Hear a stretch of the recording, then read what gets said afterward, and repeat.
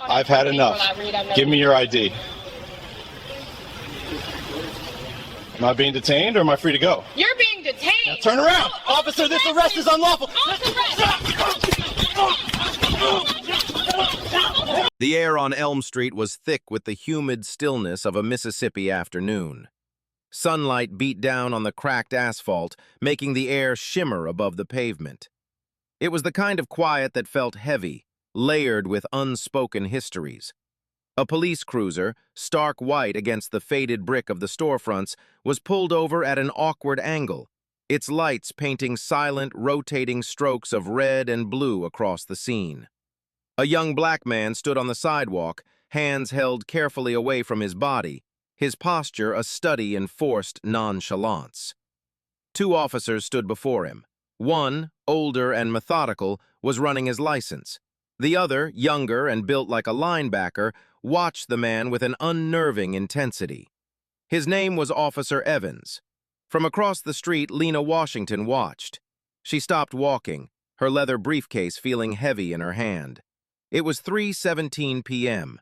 She was on her way back to her temporary office, but this scene, so familiar, so fraught with potential, held her in place. She saw the tension in the young man's shoulders, the way Officer Evans rocked on the balls of his feet, radiating an impatience that felt like a prelude. Instinct, honed by 1,000 similar moments witnessed in courtrooms and on grainy bodycam footage, took over. She raised her phone, its camera a small dark eye, and pressed record. She didn't move closer. She didn't speak. She simply stood on the public sidewalk, a silent observer documenting a public act. For a full minute, nothing happened. The older officer, Miller, handed back the license. The interaction seemed to be de-escalating. Then, Evans turned his head. His eyes, shielded by reflective sunglasses, locked onto her. The quiet of the afternoon broke. "You! Put the phone away!" he called out, his voice sharp, cutting through the heavy air. Lena did not lower her phone. "Officer, I am on a public sidewalk," she stated, her voice calm and measured, loud enough only for him to hear. "I have a right to record." The young man from the traffic stop saw his chance and melted away, disappearing into a nearby convenience store. Evans's attention was now fully on her. He crossed the street in long, purposeful strides, his hand hovering near the grip of his service weapon. "I gave you an order," he said, his voice low and tight as he closed the distance. He was a wall of navy blue uniform blocking out the sun. He was young, likely not yet 30, but his face was set in lines of hardened authority. "You gave an unlawful order," Lena replied, her gaze unwavering. She kept the phone steady. "I am not interfering, I am observing."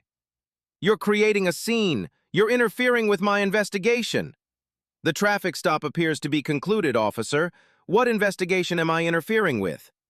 Each question, calm and precise, seemed to fuel his anger. It was a reaction she knew well. To some, a question from a black woman was not a request for information. It was an act of defiance. Behind Evans, Officer Miller had crossed the street, his expression unreadable but his pace slower, more hesitant. "That's it. I've had enough of you armchair lawyers," Evans snapped. "You're a public disturbance. Now give me your ID." "Am I being detained or am I free to go?" Lena asked, the question a legal tripwire. The question sealed it. Evans's jaw tightened. "You're being detained." "On what grounds? For what specific crime do you have reasonable suspicion that I have committed?" "Failure to comply, disorderly conduct." The charges were a familiar generic cascade, the kind used to paper over a lack of substance. "Now turn around." He reached for her arm. Lena didn't flinch, but she shifted her weight. "Officer, do not touch me. This arrest is unlawful and you are being recorded." "Last chance," Evans growled. Miller finally spoke, his voice quiet but clear. "Evans, what are we doing here? She's just standing there. She's questioning my authority, Miller.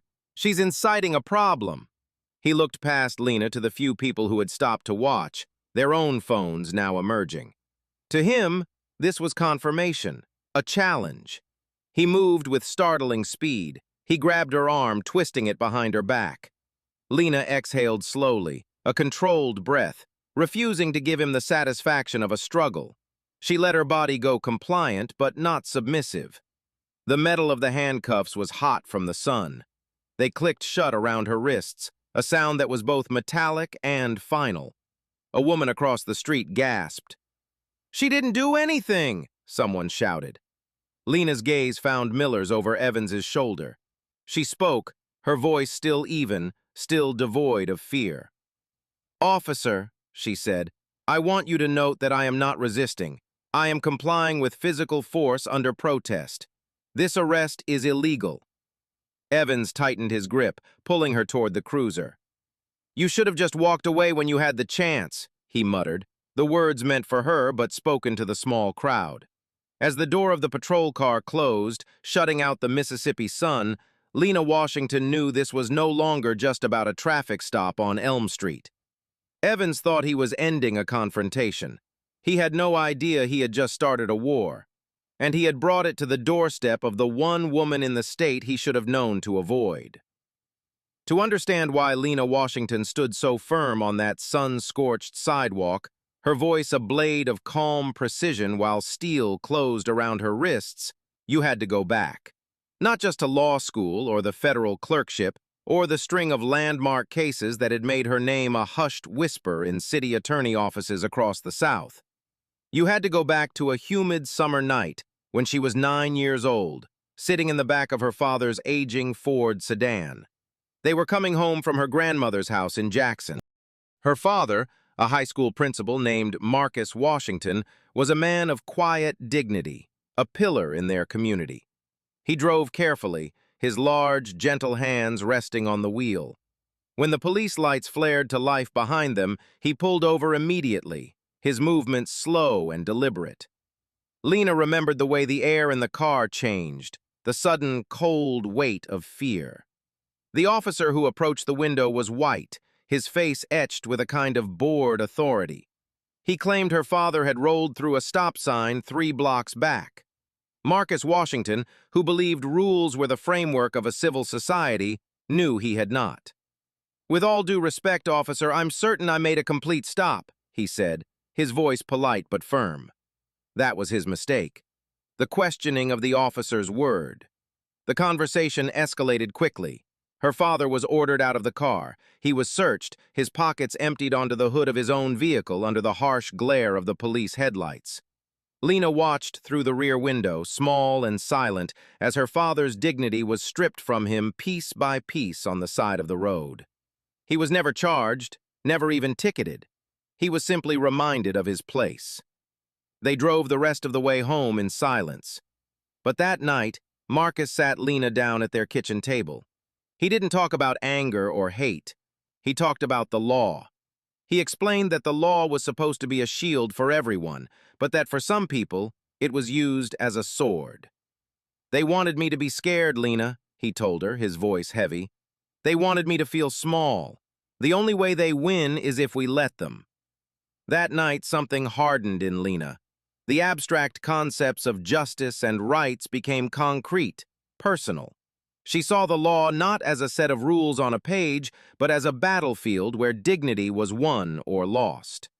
She devoured books on history and civics. She joined the debate team in high school, not for the trophies, but to learn how to dismantle an opponent's argument with logic and evidence, leaving them with nothing but their own flawed premises. She went to Howard for her undergraduate degree and then to Harvard Law, where she graduated magna cum laude. She could have taken any high-paying corporate job she wanted. Instead, she clerked for a Fifth Circuit judge known for his scathing dissents in civil rights cases. She spent a year reading police reports, depositions, and internal affairs files, learning the coded language of law enforcement, the subtle ways a narrative could be bent to justify the unjustifiable. She learned that the most damning evidence was often in what wasn't said. After her clerkship, she returned to Mississippi and founded the Julian Bond Center for Justice, a nonprofit civil rights organization named for the iconic activist. She didn't want to just practice law. She wanted to build an institution. The center sued police departments for patterns of excessive force, challenged discriminatory sentencing, and fought for voting rights. Lena became known for her meticulous preparation and her unnerving composure in the courtroom. She never raised her voice. She didn't need to. Her questions, each one a carefully placed scalpel, did the work for her, laying bare the inconsistencies and biases until the truth had nowhere left to hide. Within a decade, she was a force. The Julian Bond Center had become one of the most respected civil rights organizations in the country. Her name was attached to lawsuits that had forced systemic changes in cities people had long given up on. She trained young lawyers to be precise, to be relentless, and above all, to remain calm. "Anger is the weapon they expect you to use," she would tell them. "It's the one they know how to defeat. Don't give it to them." This was the woman standing on Elm Street. A woman who understood that a public sidewalk was a courtroom, that a cell phone was an evidence log, and that her own arrest was not a personal humiliation, but a strategic opportunity. She knew that the system only corrected itself under pressure, and that Officer Evans, in his blind assertion of dominance, was about to provide more pressure than he could possibly imagine. He thought he was cuffing a random woman causing a disturbance. He was actually arresting the architect of his own downfall. Officer Mark Evans was 32 years old, and he believed in the clarity of the thin blue line. To him, it was not a metaphor. It was a literal boundary between order and chaos, and his job was to stand on that line and push back against the darkness. His father had been a cop, and his grandfather before that. Service wasn't just a job in the Evans family, it was a legacy. He had joined the force right out of the Army, his tours in Afghanistan having traded one uniform for another, one set of rigid rules for another. He had been a good soldier, and by many metrics, he was a good cop. He was decisive, proactive, and physically imposing. His arrest numbers were consistently among the highest in the precinct. Supervisors praised his command presence and his willingness to handle situations before they could escalate into something worse. In his mind, hesitation was a weakness. A question was a challenge. A challenge was the first crack in the dam of authority, and he had seen what happened when the dam broke. Evans believed in a simple philosophy: you control the street, or the street controls you. When civilians with cell phones and half-baked knowledge of the law started questioning his orders, he didn't see citizens exercising their rights. He saw the erosion of respect. He saw the beginnings of anarchy. He saw people who had never walked a beat, never faced down a suspect, and never had to make a split-second decision with their life on the line trying to tell him how to do his job. It infuriated him. His service record was a testament to this philosophy. It was filled with commendations for bravery and successful arrests. But woven between them was another, quieter pattern. A series of citizen complaints for discourtesy, for unnecessary escalation, for detentions that led to no charges. Each one had been investigated. Each one had been closed. Unsubstantiated. His word against theirs. His uniform against their street clothes. The system he served had consistently validated his methods. It had taught him that results mattered more than rapport, that control was more important than communication. He wasn't a bad man, he told himself. He was just the kind of cop the city needed to keep things from falling apart. His partner, Officer Ben Miller, was not so sure.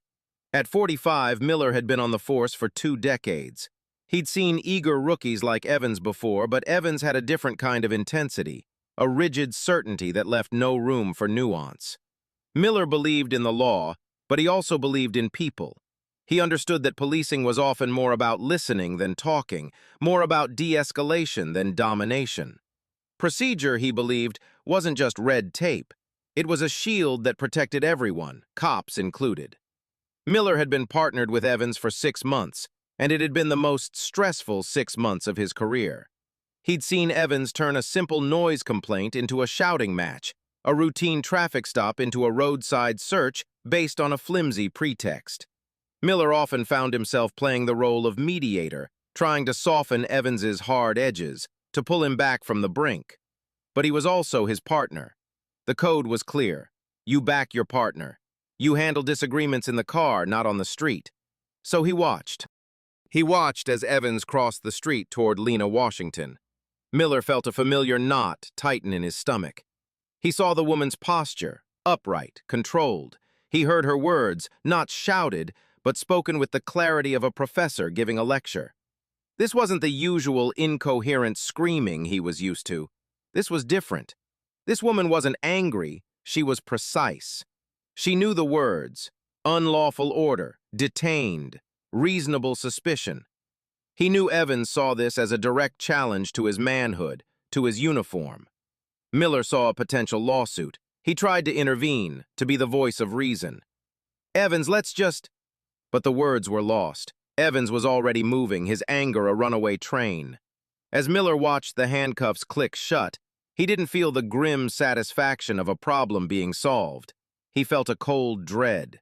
He saw the phones of the bystanders not as a threat, but as a jury. He looked at Lena Washington, now in cuffs, her expression still impossibly calm. And he didn't see a criminal. He saw a mistake. A massive, career-ending mistake being made in broad daylight. Two different philosophies had converged on that sidewalk. One was forged in the belief that power must be absolute to be effective. The other was built on the understanding that true authority comes not from a badge, but from the law itself. And standing between them was Officer Ben Miller, a man who knew his partner had just crossed a line from which there might be no coming back. The inside of the patrol car was stifling, the air thick with the smell of vinyl and old sweat. The partition separating the front and back seats was covered in scratches, a history of past struggles. Lena sat perfectly still, her hands cuffed behind her. She didn't struggle or plead. She focused, turning the back seat into her own observation post. She memorized the route, the turns they took, the call signs she heard crackling over the police radio. She was already drafting the legal complaint in her head, each detail a future line item in a federal lawsuit. In the driver's seat, Evans gripped the steering wheel, his knuckles white. He drove with an aggressive silence, angry at the woman in his back seat, at his partner, at the bystanders with their phones. He had done his job. He had asserted authority. He had removed a disruptive element. He replayed the incident in his mind, searching for the moment it had gone wrong. To him, it was simple. She refused to comply. The rest was just noise. Beside him, Miller stared out the passenger window, the passing city a blur. The silence in the car was heavier than any argument. He wanted to say something, to tell Evans he'd screwed up, but he knew it would be pointless now. The damage was done. All he could do was document. He made a mental note of the time, the location, the exact words the woman had used. "This arrest is illegal." The phrase echoed in his mind. People yelled things like that all the time. But the way she said it, it was a statement of fact, not an emotional outburst. "Paul," Miller finally said, breaking the silence as they waited at a red light. He used Evans's first name, a peace offering. "What are you putting on the report? What's the charge going to be?" "Disorderly conduct, obstruction," Evans said, not looking at him. "She refused a lawful order and caused a scene." "The order to stop recording?" Miller pressed gently. "You know that's not a lawful order, not on a public street." "She was interfering, Ben. You saw it. She drew a crowd." "The crowd came after you confronted her," Miller countered, his voice low. The light turned green. Evans accelerated sharply, cutting off the conversation. In the back, Lena listened. She had heard this exact exchange 100 times in depositions.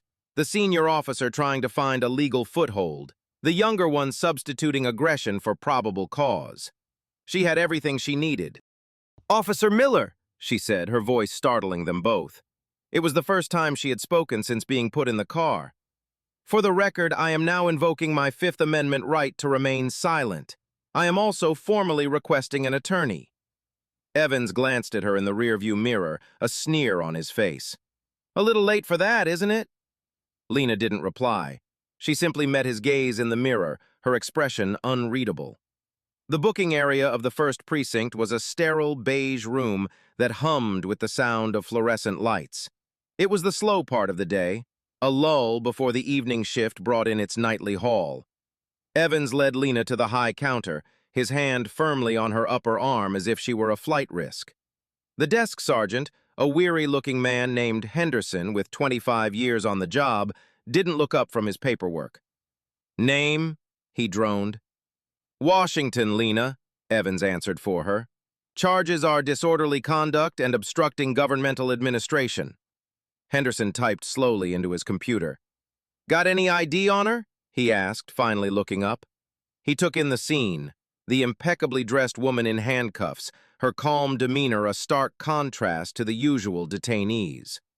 "It's in her briefcase," Evans said. "We'll get to it during processing." Miller stepped forward. The knot in his stomach had turned into a lead weight. "Sarge, let's just check the ID now," he said. His voice was quiet but firm. "Let's make sure our paperwork is right before we go any further." Evans shot him a furious look. "What's the hurry, Miller?" "Protocol," Miller said, the word a shield. "Let's just do it by the book." Henderson hesitated, looking from Miller's insistent face to Evans's angry one. He'd seen this dynamic before. He knew what it meant when one partner was trying to slow down the other. With a tired sigh, he reached for the key to the handcuffs. "All right, let's see it." The cuffs snapped open. Lena brought her hands forward slowly, rubbing her wrists where the metal had dug in. Without a word, she reached into her briefcase, which Miller had placed on the counter. She didn't pull out a driver's license. She pulled out a small, hard plastic card and placed it on the counter with a quiet click. It was a Mississippi State bar card. Henderson picked it up. His eyes scanned the name, then the ID number. His expression, once bored, slowly transformed. His brow furrowed. He leaned in, reading the card again as if he couldn't believe it. He looked up at Lena, then back at the card. A ghost of recognition, then dawning horror crossed his face. This wasn't just some random woman. This was a name he'd seen before, in department-wide emails from the city's legal counsel. This was a name attached to lawsuits. Sergeant Henderson held the small plastic card under the desk lamp as if it were a foreign artifact. The name was printed in clear block letters, Lena M. Washington. Below it, the title, Attorney at Law. And below that, the 9-digit bar number he was already starting to memorize. He looked up from the card to the woman standing before him, and for the first time, he truly saw her. The expensive but understated suit, the controlled posture, the intelligent, watchful eyes. This was not a disorderly person. This was a professional. "What is it?" Evans demanded, his patience gone. "It's just an ID." Henderson ignored him. He turned his head and spoke to Miller, his voice dropping to a near whisper. "Miller, do you know who this is?" Miller leaned in. He saw the name and his blood ran cold. Lena Washington, not just any lawyer, the Lena Washington, founder of the Julian Bond Center, the woman who had just last year won a massive settlement against the Shelby County Sheriff's Department, the woman whose firm was currently a party in 2 active lawsuits against their own department, the woman who just 3 days ago had been quoted on the front page of the local paper welcoming the Department of Justice investigators to town. A profound silence fell over the booking area. The hum of the lights suddenly seemed deafening. Evans, feeling the shift in the atmosphere, stepped closer. "What the hell is going on?" Henderson slid the bar card across the counter toward him. Evans picked it up. He read the name, but it meant nothing to him. "So she's a lawyer. Big deal. Lawyers get arrested too." "Not this one," Henderson said, his voice grim. He was already reaching for the phone on his desk. "Not for this." He dialed a 3-digit extension. The phone on the other end must have been picked up immediately.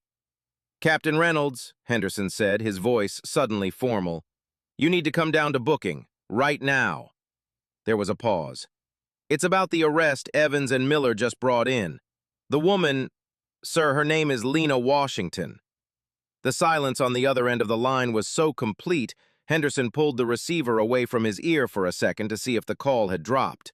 Then, a single sharp curse from the captain, followed by, "Don't do anything. Don't process her. Don't put her in a cell. I'm on my way." Henderson hung up the phone. He looked at Evans, his expression a mixture of pity and disbelief. "You idiot," he breathed. It was only then that the reality began to dawn on Officer Evans. The woman's impossible calm, her precise, legalistic language, her warning on the sidewalk. It wasn't the performance of someone who thought they knew the law, it was the practiced patience of someone who wielded it. The floor seemed to drop out from under him. The clear line he lived by, the one separating order from chaos, us from them, had just become hopelessly blurred. He had not arrested a threat. He had arrested the system itself. Moments later, Captain Reynolds burst through the doors from the administrative hallway. He was a man in his late 50s, his uniform immaculate, his face a mask of controlled fury. He didn't look at Evans or Miller. His eyes went straight to Lena. He recognized her instantly from photos in case files and news articles. "Ms. Washington," he said, his voice strained with a forced politeness that did little to hide his panic. "There has been a grave misunderstanding." Lena simply nodded once. "That's what I told your officer 45 minutes ago." "Officer Evans!" Reynolds barked, finally turning to him. "My office! Now!" Evans, his face pale, turned and walked away like a man heading to his own execution. Reynolds then turned to Henderson. "Get these cuffs off her, now!" To Miller, he said, "You stay. I'm going to need your statement." Henderson fumbled with the key, his hands shaking slightly. The cuffs came off for the second time. Lena rubbed her wrists again, the red marks on her skin a visible record of the last hour. "Ms. Washington, on behalf of this department, I sincerely apologize," Reynolds said, stepping forward. "You are, of course, free to go. We will ensure your briefcase is returned. This whole incident will be expunged." He was trying to put out the fire, to shove the catastrophe back into the box before it could burn the whole house down. He was offering a retreat. Lena looked at the captain, her expression unreadable. She picked up her bar card from the counter and slipped it back into her wallet. She straightened the jacket of her suit. For a moment, it seemed she would accept the apology and leave, allowing the department to breathe a collective sigh of relief. Then she spoke, her voice as calm and steady as it had been on the sidewalk. "Thank you, Captain, but I don't believe I will be leaving just yet." Reynolds stared at her, confused. "I don't understand. The charges are being dropped. You're free to go." "I am aware," Lena said, "but an unlawful arrest was made. I was assaulted and wrongfully detained. Simply walking out the door does not undo that. You see, Captain, you may be dropping the charges, but I will not be posting bail." Captain Reynolds stared at Lena, a look of utter incomprehension on his face. "Posting bail? Ms. Washington, there is no bail. There are no charges. You are not being held. The door is right there." He gestured toward the exit, a desperate edge in his voice. He was offering her an off-ramp, a way to make the entire disastrous situation disappear. Lena met his gaze without blinking. "Captain, let me be perfectly clear," she said, her voice cutting through the tense silence of the booking area. "Your officer, acting under the color of law, arrested me without probable cause. He put me in handcuffs, placed me in his vehicle, and brought me to this station for processing. In the eyes of the law, I am under custodial arrest until I am lawfully released. A verbal apology is not a lawful release. Since the arrest itself was illegitimate, I will not participate in normalizing it. I will not sign any paperwork that suggests this was a misunderstanding, and I certainly will not just leave as if I was merely visiting." Miller and Henderson stood frozen, watching the exchange like a tennis match where one player had just revealed the other's racket was fake. They had never seen anything like it. Detainees fought to get out. They didn't refuse to leave. "So what are you saying?" Reynolds asked, his frustration mounting. "You want to stay here?" "I am saying that you have two choices," Lena explained, her tone shifting from that of a victim to that of a litigator laying out the terms. "You can release me unconditionally and provide me with a formal, written document acknowledging the arrest was without basis. Or you can proceed with your officer's sham charges, in which case I will be booked, and I will wait in a cell until a judge can see me at my arraignment. I will not be posting bail because posting bail is a financial transaction that implies the legitimacy of the detention. My detention has no legitimacy. She had just turned their own procedure into a weapon against them. By refusing to cooperate with her own release, she was forcing them to either admit their wrongdoing in writing or create an even bigger legal and public relations nightmare by jailing one of the nation's most prominent civil rights attorneys. Reynolds felt sweat bead on his forehead. Admitting the arrest was baseless in writing was handing her a signed confession for her inevitable lawsuit. But booking her? Jailing Lena Washington with the Department of Justice already in town sniffing around for misconduct. It was unthinkable. The media would have a field day. He looked at her, truly understanding the strategic mind he was up against. She wasn't being emotional or vindictive. She was being tactical. A jail cell to her wasn't a place of punishment. It was a platform. "This is ridiculous," Reynolds stammered, his authority evaporating. "No, Captain," Lena corrected him gently. "What's ridiculous is that a citizen can be arrested in this city for peacefully recording police officers on a public street. What's ridiculous is that your officer's response to being asked a question is to use force and handcuffs." She turned slightly and looked at Officer Miller. "Officer," she said, her voice softening almost imperceptibly, "you were there. You witnessed the entire interaction. I trust your report will be accurate." Miller swallowed hard and gave a single, almost imperceptible nod. In that moment, his loyalty shifted definitively from his partner to his conscience. Reynolds was trapped. He saw the lawsuit in his mind, the depositions, the press conferences, the seven-figure settlement that the city couldn't afford. He made a decision. It was the least bad of two terrible options. "Sergeant Henderson," he commanded, his voice heavy with defeat. "Process her." He couldn't bring himself to look at Lena. He turned and walked back toward his office, the weight of the city's impending crisis on his shoulders. Henderson looked at Lena with a newfound respect. He began the booking process. Fingerprints. Mugshot. Lena complied with every step in a dignified silence. In her mugshot, she did not look defeated or criminal. She looked straight into the camera, her expression calm and resolute. It was not the face of a prisoner, it was the face of a fighter who had chosen her battlefield. As a female officer led her down a hallway toward the holding cells, the sound of their footsteps echoing in the quiet corridor, Lena Washington knew the story was no longer about her. It was about the symbolism of the act. She had turned their cage into her stage. The news of her arrest would get out, but the news of her refusal to leave would be the headline.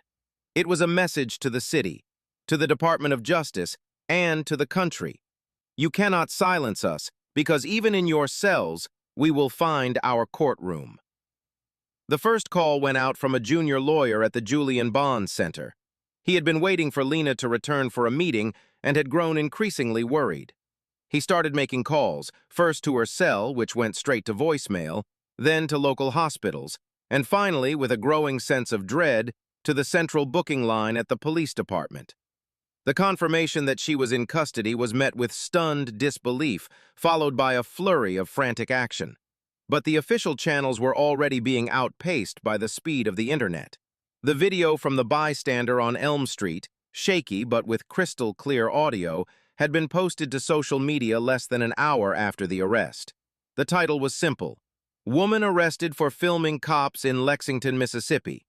At first, it was just one video among millions. Then someone recognized her. A local activist saw the post and identified her in the comments. "That's Lena Washington from the Julian Bond Center." That comment was the spark. The video was shared with local news outlets, with national civil rights groups, with Black Lives Matter forums. The fire started to spread. By the time Lena was settling onto the cold, metal bench of her holding cell, the video had 10,000 views. By the time Captain Reynolds was making his panicked call to the city attorney, it had 100,000. By nightfall, it was cresting 1 million, being played on a loop on national news networks. The hashtag Justice for Lena was trending nationwide. The footage was devastatingly clear. It showed Lena standing peacefully. It captured her calm, legally precise questions. It recorded Officer Evans's escalating aggression, his voice rising with each challenge to his authority. And it showed the final, shocking moment of the handcuffs clicking shut on a woman who had done nothing but exercise her First Amendment rights. Legal analysts and former prosecutors appeared on cable news, breaking down the video frame by frame. They used words like indefensible, unconstitutional, and a textbook case of retaliation. They pointed out the absence of reasonable suspicion, the misuse of disorderly conduct as a pretext, and the clear violation of established case law protecting the right to record police. The police department's phone lines were flooded. The mayor's office was inundated with furious calls. Protesters began to gather on the steps of the courthouse, their numbers small at first, but growing steadily as the evening wore on. They held signs with Lena's face on them, chanting the same questions she had asked on the sidewalk. On what grounds? Inside the precinct, the atmosphere was one of controlled chaos. The story they had hoped to contain had breached the walls and was now an inferno. The revelation that Lena had refused release and chosen to be jailed was leaked to a reporter, adding an explosive new dimension to the narrative. She wasn't just a victim. She was a leader engaged in an act of civil disobedience. The news reached the team from the Department of Justice, who were staying at a downtown hotel. They had come to Lexington to investigate a pattern of alleged police misconduct, and now the city's police department had just gift-wrapped their star case. They had arrested the very woman who had been advocating for their intervention, and they had done it on camera. The lead DOJ investigator made a call to Captain Reynolds, his voice calm but glacial. He informed the captain that they would be formally requesting all records related to the arrest: the incident report, body camera footage from both officers, radio logs, and all internal communications. Captain Reynolds now understood he was no longer just managing a local crisis. He was at the center of a federal investigation. He ordered Officer Evans placed on administrative leave, his gun and badge confiscated. He then called Officer Miller into his office for a second, more detailed interview. Miller, knowing he was now a federal witness, told the truth. He recounted every detail, from his initial hesitation to his attempts to de-escalate, to Lena's precise language, to his partner's uncontrollable anger. His body camera footage, which he had made sure was activated, would corroborate every word. The storm was no longer just outside, it was ripping through the foundations of the police department itself. The mistake made by one officer on a hot afternoon had become a national referendum on policing. And at the quiet center of that hurricane sat Lena Washington, in a 6-by-8-foot cell, waiting. She had known this would happen. She had counted on it. The cell door was locked, but she had never been more free, her voice never louder. The sun rose the next morning on a different city. The protest outside the courthouse had swelled overnight, a sea of faces and handmade signs. National media trucks lined the streets, their satellite dishes pointed at the sky, beaming the story of Lexington, Mississippi to the world. The city had become the unwilling epicenter of a national conversation about justice, accountability, and the role of police in a free society. The pressure was immense and unrelenting. The mayor held an emergency press conference, his face grim, promising a full and transparent investigation. The city council announced a special session to review police department policies on public recording and use of force. But these were political maneuvers, reactive and slow. The real action was happening behind the scenes. The city's attorneys, having reviewed the bystander video and Miller's preliminary statement, advised the department to cut its losses. Their legal position was non-existent. They had arrested a high-profile civil rights attorney without cause, on video, in a town already under federal investigation. There was no defense.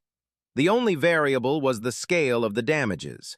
At 9 a.m., a district judge, responding to an emergency writ of habeas corpus filed by lawyers from the Julian Bond Center, signed an order for Lena Washington's immediate and unconditional release. The document explicitly stated the arrest was found to have been made without probable cause. It was the written acknowledgement Lena had demanded. When the cell door was unlocked, Lena emerged not with the weariness of a prisoner, but with the focused energy of a general. She was met by her legal team, who handed her a fresh change of clothes. She walked out of the police station's front entrance, not a side door, and into the blinding flash of news cameras. She stepped up to the bank of microphones, and the crowd of protesters fell silent. She did not speak of her own ordeal. She spoke of the young man from the original traffic stop. She spoke of all the nameless people who had faced similar treatment without a camera to protect them or a law degree to defend them. "This was never about me," she said, her voice clear and strong, carrying over the hushed crowd. "My arrest is not an anomaly. It is a symptom of a system that too often confuses authority with impunity. The question is not what happens to Officer Evans. The question is, what will we do to ensure this never happens again? Accountability is not a punishment. It is a promise. It is the promise that no citizen is below the law and no officer is above it." The fallout was swift and decisive. Officer Mark Evans was suspended without pay pending the results of the internal and federal investigations. Within 2 weeks, facing overwhelming evidence, he was terminated for gross misconduct and violation of civil rights. The police union, seeing an unwinnable case that was drawing national attention, declined to challenge the firing. Officer Ben Miller became the key witness for the Department of Justice. His testimony, backed by his body camera footage, provided a clear internal account of the systemic failures at play. He was quietly transferred to the training academy, where his experience became a mandatory case study for new recruits on the importance of de-escalation and intervention. The city, facing a lawsuit that could bankrupt it, entered into settlement negotiations with Lena and the Julian Bond Center. The final agreement included a significant 7-figure payout, which Lena immediately directed into a fund for victims of police brutality. But the financial component was secondary. The core of the settlement was systemic reform, a complete overhaul of the department's disorderly conduct and obstruction policies, mandatory annual training on First and Fourth Amendment rights, and the implementation of a new independent civilian oversight board with the power to investigate complaints. Lena's arrest had become the catalyst for the very changes she had spent her career fighting for. To understand the core of this failure, we must look at the psychology of Officer Evans. He wasn't a monster. He was a product of a culture that conflated respect with fear. His time in the military and his family history created a rigid worldview where orders were absolute and questions were insubordination. For a man like Evans, whose identity was so deeply intertwined with his authority, Lena's calm, informed questioning wasn't just a legal challenge, it was an existential threat. He perceived her knowledge as arrogance and her composure as defiance. This triggered a deeply ingrained fight-or-flight response, and in his world, a cop never flees. He fights. His actions weren't born of malice, but of a profound and dangerous insecurity, magnified by the power of his badge and gun. Could Lena have done anything differently to protect herself? Perhaps. If she had been a white man, her questions might have been received as legitimate. If she had not been a well-known civil rights attorney, her arrest might have been processed and forgotten. This is the paradox of her situation. Had she been less composed or less knowledgeable, she might have been hurt. Yet it was her very composure and knowledge that Evans interpreted as a threat. In a truly just system, a citizen shouldn't need a Harvard law degree to safely ask a question. The most powerful protection in that moment wasn't her legal expertise, but the bystander's camera and her own foresight in recording. The lesson is that while knowing your rights is crucial, ensuring they are witnessed may be what truly keeps you safe. The ultimate lesson from the events on Elm Street is that accountability is the immune system of justice. When it is weak, the entire body is sick. For years, the system had ignored the small symptoms of Evans's behavior, the minor complaints, the escalations, and the sickness grew. It took the shock of Lena Washington's arrest to force a reckoning. It teaches us that procedure is not bureaucracy. It is the guardrail that keeps power from veering off a cliff. And it proves that a single individual, armed with knowledge and courage, can still hold that power to account, reminding the system of the promise it was created to serve. The law only works when it works for everyone, especially for those who dare to question it. What unfolds on our streets is a reflection of the values we champion as a society. This story, born from a moment of conflict, asks us to look deeper. What do you believe is the single most important change needed to build trust between communities and law enforcement? If you were in Officer Miller's position, what would you have done differently, and at what point? Let us know your thoughts in the comments below. Your voice is a vital part of this ongoing conversation.